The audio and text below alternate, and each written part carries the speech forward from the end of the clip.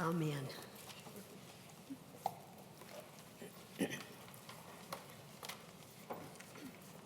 Let us pray. Gracious, loving God, you are indeed holy, and you've called us to be also set apart, to be a guide and an example as your Son was to us.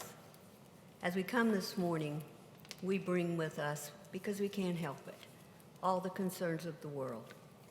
And so, Lord, for just this little while, allow us to let them rest with you, so that we might free our hearts and our minds to hear the words you would speak to us this morning. Lord, may the words of my mouth and the meditations of all of our hearts be acceptable in your sight, for you are our rock and our Redeemer. Amen. Our Old Testament lesson this morning is taken from the prophet Jeremiah. Jeremiah is a very... Jeremiah could be known as the prophet of doom and gloom.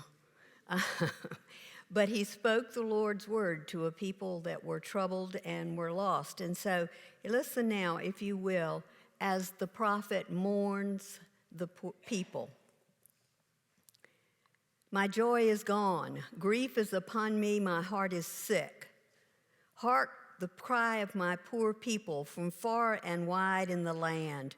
Is the Lord not in Zion? Is her king not in her?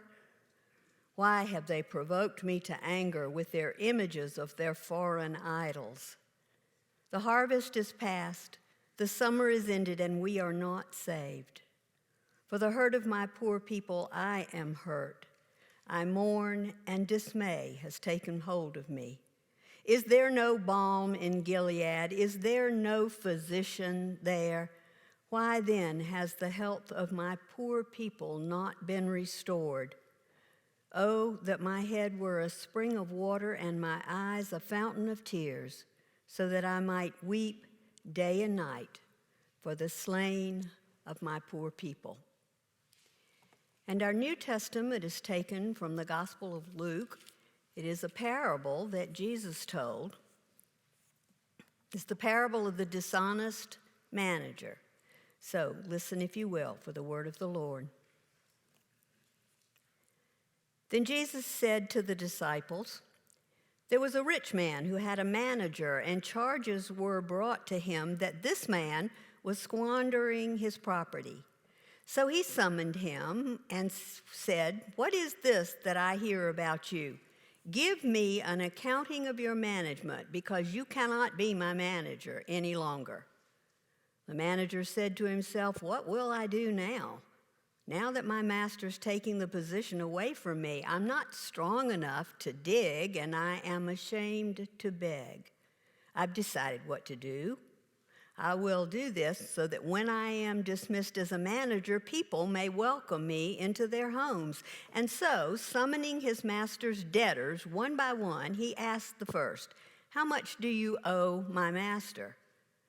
He answered, 100 jugs of olive oil. And he said to them, take your bill, sit down quickly and make it 50. Then he asked another, and how much do you owe? And he replied, 100 containers of wheat. He said, take your bill and make it 80. And his master commended the dishonest manager because he had acted shrewdly. For the children of this age are more shrewd in dealing with their own generation than are the children of light. And I tell you, make friends for yourselves by means of dishonest wealth, so that when it's gone, they may welcome you into the eternal home. Whoever is faithful in very little is faithful also in much, and whoever is dishonest in a little is dishonest in much. If then you have not been faithful with the dishonest wealth, who will entrust to you the true riches? And if you've not been faithful with what belongs to another, who will give you what is your own? No slave can serve two masters, for a slave will either hate the one and love the other, or be devoted to the one and despise the other, for you cannot serve God and wealth. And this is the word of the Lord.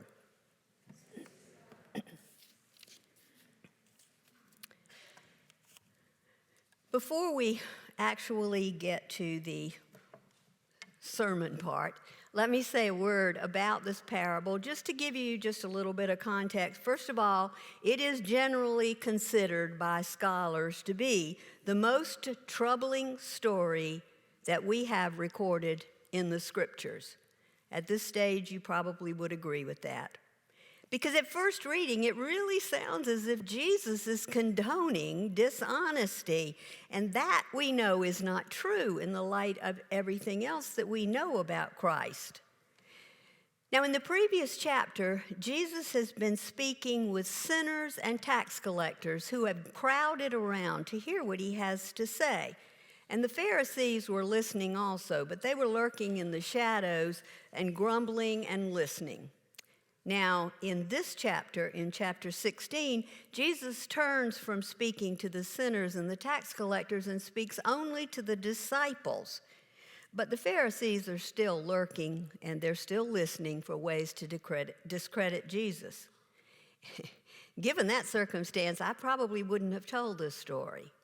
But Jesus, in the midst of all this drama, chooses to tell a story that is bound to trouble and incite not just the Pharisees, but others who are listening. And frankly, it's bound to confuse the rest of us. So here's a story.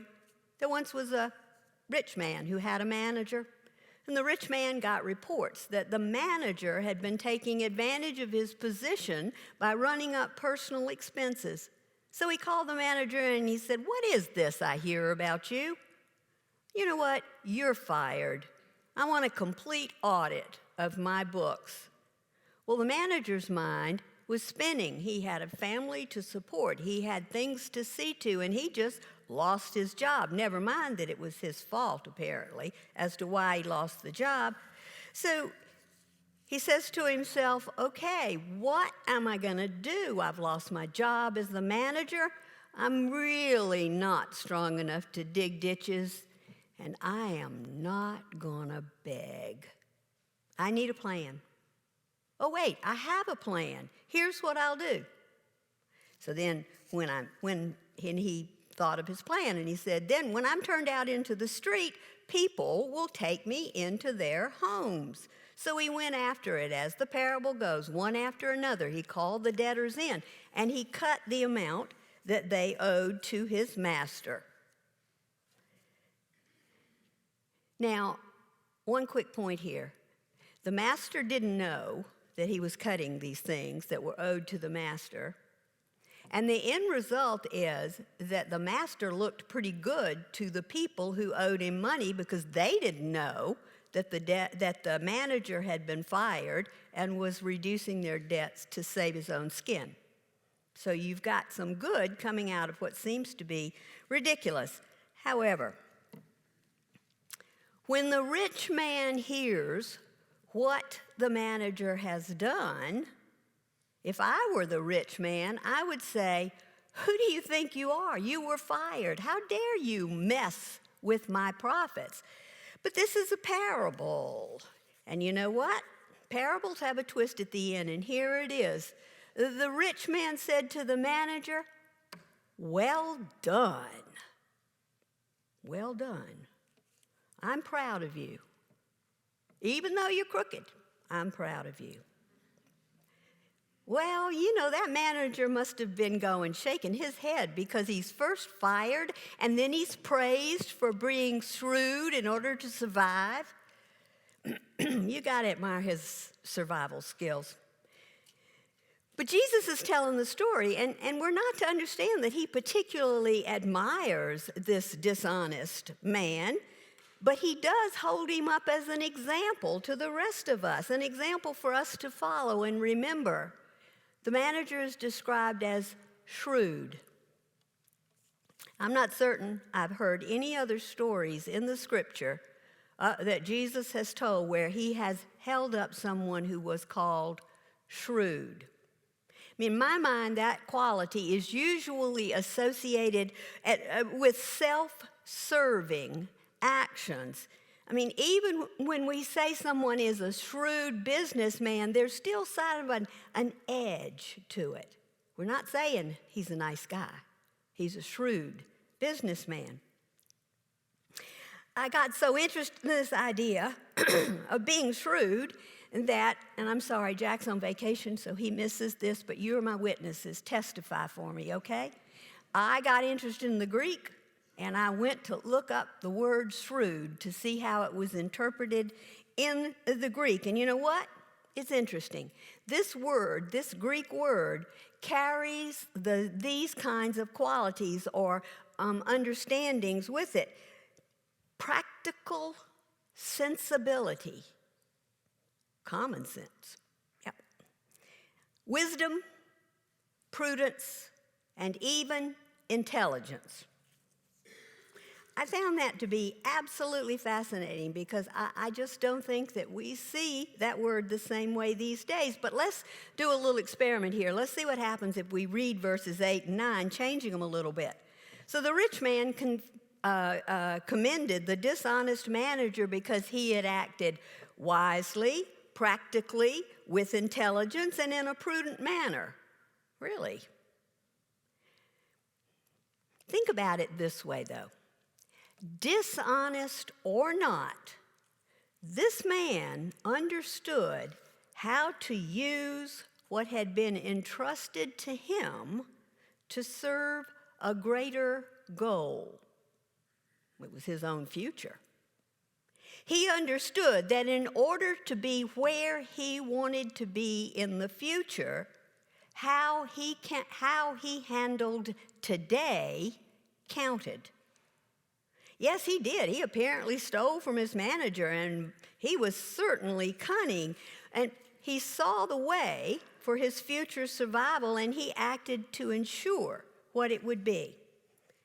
And then Jesus says, how much more must the children of light understand the riches that are entrusted to their care? How much more? He did this, and he's not a child of light. How much more? In other words, Jesus is saying, what if disciples, that's you and me, who seek the fulfillment of God's reign would exhibit the same kind of intelligence and shrewdness that the cunning manager did? And what if we were to use our intellects and astuteness that we use in our daily lives and to bring the same attitude, that same kind of action to serving the reign of God? What if we applied the abilities that we use to solve daily challenges? What if we applied them to serving God's purposes?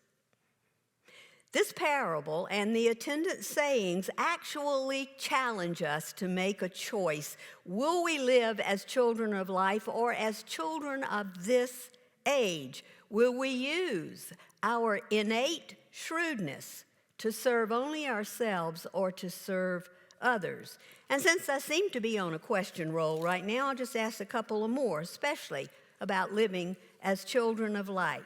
Remember now, Jesus is talking to the disciples. That's us. That's the church. We are called to serve God's kingdom well. We're called to be faithful first in small things. Things like, are we serving our neighbors in need? Are we practicing hospitality to one another and to our neighbors? Are we celebrating the sacraments and proclaiming the word? In other words, are we actually worshiping together as God called us to do? And if we're faithful in small things, then we can be known to be faithful in much. Because I question again, are we actually envisioning the future of our church and the larger church, the church universal? Are we actively seeking ways to do God's kingdom work, always looking to the future? God has given us, God has given the church, what we need to share the kingdom life in a world of chaos. So the question is, are we shrewd stewards of God's love and forgiveness? Are we shrewd enough not to hold on to what we have received, but rather to share with this kind of reckless abandon what God has so abundantly shared with us? Love and forgiveness and hope, not to mention food and shelter and housing. I believe that's what this parable is saying to us this morning. Look to the future of God's reign. Look to where God's purposes are pointing. Look to the future. And using our minds to serve in large and small ways, we are part of that purpose, of God's purpose. Friends, God did not give us unconditional love and mercy in order that we might contain it and guard it right here in this building. God did not give us the shrewdness that makes us wise and practical and astute to serve only ourselves. I do realize it's almost an oxymoron, but God gave us the shrewdness of this dishonest steward in order that we might be wise enough to be extravagant in proclaiming God's reign to the world. This is my prayer for me and for you. May we all use our minds, our wisdom, and even our cunning to serve the Lord our God and not ourselves. Amen.